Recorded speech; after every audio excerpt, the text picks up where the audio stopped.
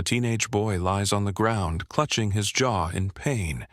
His father watches, frozen, not in fear, but in rage. The officer who just struck the boy smirks, standing tall, believing he's untouchable. But he has no idea who he just messed with. The bystanders gasp. Someone records with their phone. The air is thick with tension. The officer crosses his arms, sneering. Maybe next time, you'll learn to show some respect. Then, the father takes a slow step forward. His voice is calm but deadly. That's my son. The officer shrugs. So, the father pulls out a badge. The color drains from the officer's face, and I'm your new chief of police. What happens next shocks the entire town. Before we dive in, tell us, where are you watching from? And if you love justice stories, subscribe now. The officer's smirk disappeared. His eyes locked onto the badge in the man's hand. The room fell silent. No one moved. No one spoke. The weight of the situation settled on everyone present. But to truly understand what's happening, we need to go back a few hours. Earlier that day, the sun was setting over Brookside, a quiet town with tree-lined streets and a small downtown area. It looked peaceful, but beneath the surface, things weren't as perfect as they seemed. Walking down the street were James Carter and his 17-year-old son Malik. James was a tall, broad-shouldered man in his late 40s, his presence commanding yet calm. He was a man of principle, having spent over 20 years in law enforcement in a big city. But now he was back in Brookside, his hometown, to take over as the new chief of police. James hadn't announced his position yet. He wanted to see the town for what it really was, not how people acted when they knew the boss was watching. Beside him walked Malik, a smart, athletic young man with sharp eyes. He was used to the looks people gave him.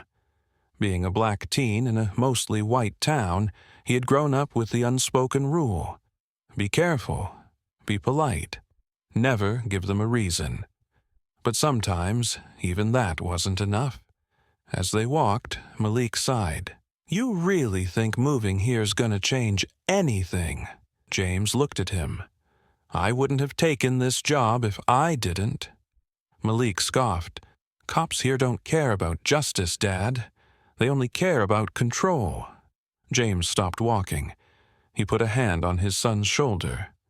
"And that's why I took this job, to fix that." Malik met his father's eyes. "You can't fix people who don't want to change." James gave him a small smile. "Maybe not, but I can make sure they don't get away with it." Malik sighed. "We'll see." James chuckled and nudged him. "Come on, let's grab a drink from the store before heading home." The Brookside convenience store was a small, family-run place, dimly lit, shelves packed tight, and an old radio playing soft jazz in the background. James stayed outside, taking a call, while Malik went in alone. Behind the counter, the store clerk, an older white man, nodded in greeting. Malik gave him a polite nod back and walked toward the fridge in the back. But he wasn't alone. Officer Rick Daniels stood near the front, pretending to browse the chips, but his eyes were locked onto Malik. Daniels had been a cop in Brookside for years. In his late 40s, built like a bulldog with a shaved head and a permanent scowl, he had a reputation. People feared him, and that's exactly how he liked it. To Daniels, Malik wasn't a customer. He was a suspect. Malik pulled out his wallet and grabbed some cash. But as he reached into his pocket, Daniels' hand immediately went to his holster. "Hey!" Daniels barked. Malik froze, cash in hand. "What?" Daniels walked toward him slowly. "What do you got there?" Malik frowned. "Money. I'm paying for my drink." Daniels stepped in closer. "You sure about that?" The store clerk looked up. "It's fine, officer. The kid's a regular here." But Daniels didn't care. He had already made up his mind. And that's when everything went wrong. Malik stood still, his fingers gripping the cash in his hand. The store clerk had already vouched for him. He hadn't done anything wrong. But Officer Daniels wasn't backing down. He had already decided Malik was guilty. Daniels stepped even closer, his hand still resting on his holster. His voice was low but sharp. "Let me see what's in your pockets." Malik's heart pounded, but he refused to look afraid. He held up the money. "I just told you I was paying for my drink." Daniels smirked. "Yeah? That's what they all say." The store clerk frowned. "Officer, I already said—" Daniels cut him off with a glare. "Stay out of this." The tension in the store grew thick. A few customers near the entrance stopped talking, their eyes darting between Malik and the cop. Malik took a deep breath. He had been taught exactly what to do in this situation. Stay calm. Don't make any sudden movements. Speak clearly. But none of that mattered. Daniels suddenly grabbed Malik's arm. "What the hell?" Malik yanked back instinctively, his voice rising in shock. Daniels shoved him against the shelves. A few snack bags tumbled to the floor. Malik's breath hitched. "I didn't do anything." Daniels leaned in, his eyes cold. "When a cop gives you an order, you listen." Outside, James was still on his phone when he heard the commotion. His head snapped toward the store entrance. Something wasn't right. Inside, Malik clenched his jaw, trying to hold his temper. "I have rights," Daniels scoffed. "Not when you resist arrest." And then it happened. Daniels pulled back his fist and punched Malik across the face. The impact sent Malik stumbling, knocking over a small display of candy bars. His hands hit the floor, his vision blurry from the force of the punch. The store clerk gasped. "Officer, stop!" The other customers froze in horror. The door slammed open. James Carter stepped inside. For a moment, he couldn't move. His son, his only son, was on the ground holding his face in pain. Daniels stood over him, fists still clenched. "Maybe next time you'll learn some respect." A deep rage swelled in James's chest. Daniels turned, smirking at the newcomer. "You got a problem, old man." James's voice was like steel. "That's my son." The smirk faded slightly, but Daniels shrugged. "So what? Maybe you should teach him some manners." James took a slow step forward. The tension in the store shifted. The customers, the store clerk, everyone could feel that something big was about to happen. James reached into his coat. Daniels laughed. "Oh, what now? You gonna call the cops?" James pulled out his badge and held it up. Daniels' eyes widened. The room was dead silent. James' voice was calm but deadly. "And I'm your new chief of police." The store was dead silent. Officer Daniels' smirk vanished as he stared at the badge in James Carter's hand. His entire body stiffened. The same man he had just insulted, the same man whose son he had just punched, was his new boss. The customers and store clerk held their breath. The energy in the room had shifted completely. James stepped forward, his grip on his badge firm. His voice was steady, but there was an undeniable force behind it. "You just assaulted the son of the chief of police." Daniel's mouth opened, but no words came out. For the first time, he looked unsure. Malik slowly pushed himself up from the floor, his jaw aching, his breath shaky. His father hadn't looked at him yet. James's eyes were locked on Daniels. The store clerk finally broke the silence. "You're the new chief." James nodded once. Daniels let out a forced laugh, trying to recover. "Chief, listen, this kid—" James cut him off, his tone sharp. "That kid is my son, and I just watched you abuse your power." Daniels stammered. "I didn't know." James's eyes narrowed. Would it have mattered? The question hung in the air. Daniel's face flushed red. "Sir," he tried again, "it was just a misunderstanding." James tilted his head. "A misunderstanding? You punched a teenage boy in the face. That's not a misunderstanding. That's assault. Daniel's breathing grew uneven. He wasn't in control anymore. Malik wiped the side of his mouth, tasting blood. He looked up at his father, and for the first time he saw it. Pure, quiet fury. Daniels tried to laugh it off. "Look, Chief, let's be real. This kid had an attitude." James stepped closer. Daniels instinctively took a step back. "You mean he didn't bow his head and stay silent?" James said, his voice dangerously low. "You thought you could intimidate him, and when that didn't work, you hit him." Daniels swallowed hard. "He resisted. He stood up for himself," James shot back, "and you punished him for it." Daniel's hand twitched toward his belt as if reaching for his gun. James didn't even blink. "Go ahead," James said coldly. "Pull it." Daniel's fingers froze.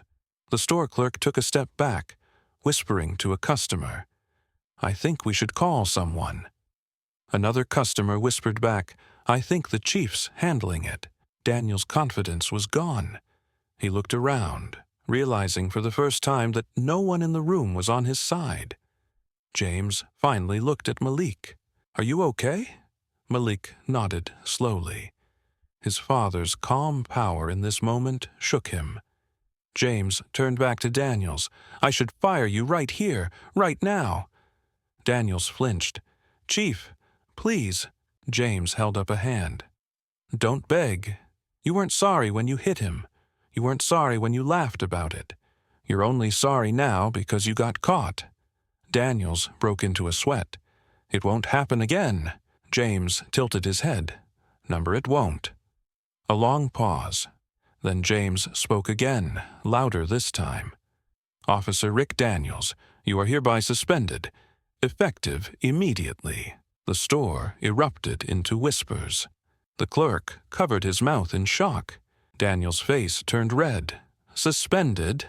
Chief, this is a mistake." "The mistake," James said slowly, "was hiring you in the first place." Daniel's jaw tightened. His eyes flickered with hatred. "You think you're going to change things around here?"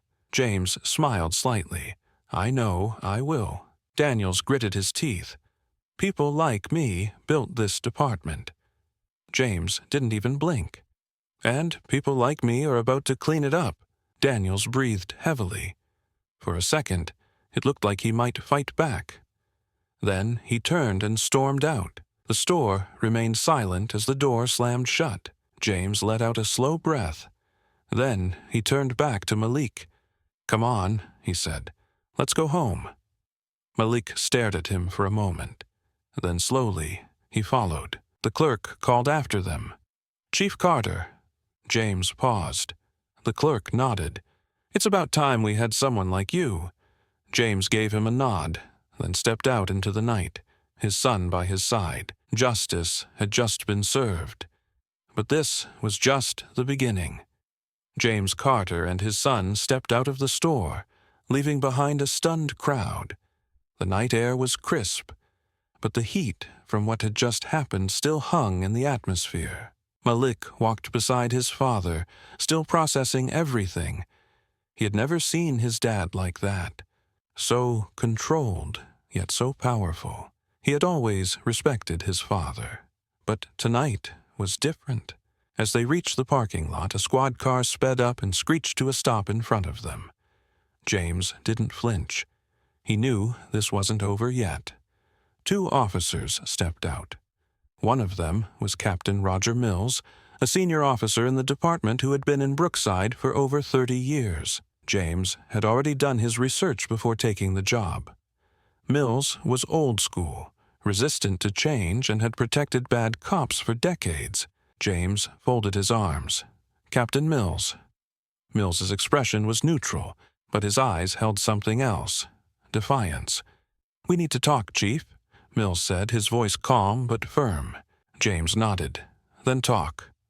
Mills glanced at Malik, then back at James. In private, James didn't move. "My son stays." Mills let out a short sigh. "All right, Chief. Let's be direct. What happened in there?" James stared him down. What happened is that one of your officers assaulted my son and got suspended for it. Mills tilted his head. Suspended? James raised an eyebrow. Would you prefer fired? Mills didn't respond right away. Instead, he folded his hands behind his back. Look, Chief, I know you're new here, but things run differently in Brookside. Daniels, he's not perfect, but he's been here a long time. He knows how things work. James smirked. There it was, the real reason Mills had shown up. You want me to sweep this under the rug, James said. Pretend like it never happened. Mills shrugged slightly. I wouldn't put it that way. I'm just saying, things like this, they don't go over well with the department. Daniels is respected. Malik stiffened at the word. Respected? James nodded slowly, reading between the lines. Mills wasn't just here for Daniels. He was here for every cop who thought like Daniels. James took a step forward. Let me be very clear, Captain. I don't care how things run around here. I was brought in to clean up this department, and that's exactly what I intend to do. Mills's jaw tightened. You might want to reconsider that approach, Chief. You start making too many enemies, and suddenly things get difficult. Malik's hands curled into fists. Are you threatening my dad? Mills held up a hand. Relax, kid. I'm just offering some friendly advice. James smiled, but there was no warmth behind it. I appreciate your concern, Captain, but let me give you some friendly advice of my own. He stepped closer. Mills didn't move, but his breath hitched. You tell every single officer in that department, James said, his voice calm but sharp, that the days of protecting bad cops are over. The next time something like this happens, I won't just suspend them, I'll have them in handcuffs. A long silence. Mills' face twisted slightly, but he said nothing. Finally, he nodded once, then turned and walked back to his car. James watched as the squad car sped away into the night. Malik let out a breath. That guy was full of it. James smirked. He's scared. Malik frowned. Of what? James looked at his son, then at the town around them, at the streets that had been ruled by men like Mills and Daniels for too long. Of change. Malik was quiet for a moment. Then he shook his head. So, this is what you meant earlier? James looked at him. When you said you took this job to fix things, Malik clarified. I thought you were wasting your time, but now I get it. James smiled. A small, proud smile. Good, he said, because this fight is just getting started. Malik nodded. For the first time he saw it clearly. His father wasn't just another cop. He was something else. He was the kind of leader this town needed, and Officer Daniels. This was only the beginning of his downfall. Malik watched as the squad car disappeared down the street, its red and blue lights flickering against the dark buildings. The weight of the moment still hung in the air. His father had just stood up to one of the most powerful men in the department, and not just for himself, but for him. Malik took a deep breath, his thoughts racing. This wasn't just about him getting punched. This was bigger. He looked at James. So, what happens now? James sighed, rubbing his temple. Now, we clean house. Malik raised an eyebrow. You really think you can change this whole town? James gave him a knowing look. One bad cop at a time. Malik chuckled softly. For the first time that night, the tension between them eased. The next morning, the entire town was talking. The store clerk's video had gone viral. People saw exactly what happened. Officer Daniels punching Malik, laughing about it, and then getting blindsided when he found out who James was. The headline was everywhere. Brookside cop suspended after assaulting teen. Unaware his father is the new chief of police. James sat in his new office at the station, his phone buzzing non-stop. Calls from reporters, city officials, even activists from other states. The mayor called him personally. Chief Carter, I hope you know you've just put Brookside on the national map. James leaned back in his chair. That was bound to happen. The real question is, are you going to stand with me on this? The mayor was silent for a moment. Then, yes, I am. James nodded. Then let's make it official. Minutes later, the department issued a formal statement. Effective immediately, Officer Rick Daniels has been placed on unpaid suspension pending an internal investigation. Daniels was furious. He stormed into the station demanding to see James. James let him in. Daniels slammed his hands on the desk. "You're making a mistake." James stared at him, completely unfazed. "No, Officer Daniels, you did." Daniels' nostrils flared. "I've given this town 20 years. And in those 20 years, how many people did you treat like you treated my son?" James asked. His voice calm but firm. Daniels clenched his fists. "I don't deserve this." James leaned forward. Neither did Malik. For a moment, Daniels had no comeback. James folded his hands on the desk. "Here's what's going to happen. The investigation will proceed. If they find anything else in your record, and I'm sure they will, you won't just be suspended. You'll be fired."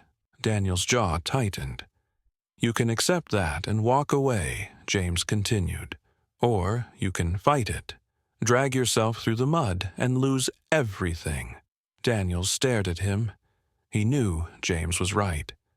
Without another word, he turned and walked out. For the first time in his life, Officer Daniels had no power. And he knew it. That night, James and Malik drove through town. The atmosphere had changed. People who once avoided eye contact now nodded at James with respect. At a red light, an elderly black man tapped on James's window. James rolled it down. "You did good, Chief," the man said, voice full of emotion. About time someone stood up to that man. James nodded. "Thank you, sir." At the next stop, a young white woman approached Malik. "I saw the video. I just wanted to say, I'm sorry that happened to you." Malik was taken aback. Thanks." James watched his son carefully. This was the moment Malik was realizing something. People weren't just talking about what happened. They were changing because of it. Later that night, James and Malik sat on the porch of their home. For a while, they didn't speak.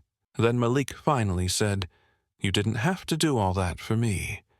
James smirked. "You're my son." "Of course I did." Malik fidgeted with his hands. "It's just, I've dealt with this kind of thing before. I thought you were wasting your time trying to change things." James leaned back in his chair. "And now?" Malik exhaled. "Now, I'm not so sure." James nodded. "Good." Malik glanced at him. "You really think you can clean up the whole department?" James grinned. "I'm sure as hell going to try." Malik chuckled. "You're crazy." James nudged him playfully. "Runs in the family." Malik smiled, a real smile. For the first time in a long time, he didn't feel powerless. He felt hopeful. And that was something worth fighting for. Malik sat on the porch beside his father, staring up at the night sky. The air was quiet, the town peaceful, for now. For the first time in a long time, he felt safe. James leaned back in his chair, his voice steady. "Change doesn't happen overnight, son. But tonight, we made a damn good start." Malik nodded. He wasn't sure if everything would be fixed overnight. But one thing was clear. Brookside would never be the same again. His father had set the tone. Justice would no longer be optional. And every officer in town, they just got the message. Now, it's your turn. What do you think? Should Officer Daniels ever be allowed to work in law enforcement again? Do you think bad cops deserve a second chance? Or should they face the full consequences of their actions? Let's talk in the comments. Your voice matters.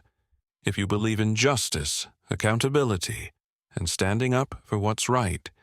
Make sure to like, share, and subscribe.